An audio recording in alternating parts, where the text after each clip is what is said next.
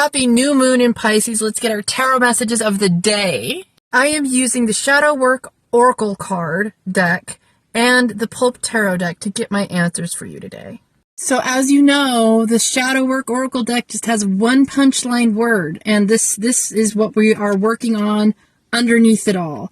And this time, it's ego. We are working with, for, against our ego, whichever way you slice it.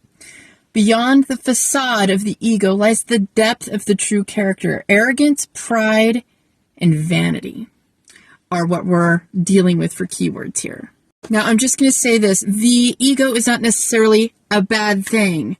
However, it will be stuck at times in our childhood mode, our most traumatized state as a child, and it will try to protect us from that place, and it's not always accurate. As an adult, as a person who's living out in the world, some of these things, coping mechanisms are outdated, and we need to upgrade the systems. Oh, as we get into our tarot deck, it might change what I just said just a little bit. I don't know. Let's see. We're starting off with the Tower card.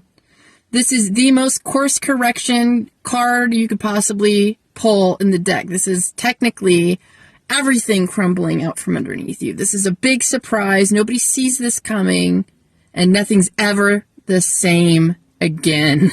Then our second card, it's the Ten of Swords. We're in a lot of pain.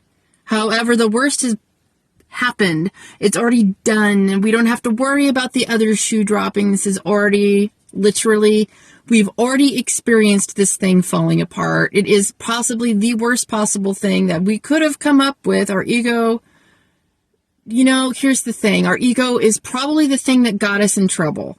Our ego is the thing that's probably crumbling. Our ego is the thing that's probably in the distortion mode and needs some changes. Sometimes the worst case scenario of the thing that we are the most afraid of is actually the best thing that could possibly happen to us, and that's the spin I'm going to put on this.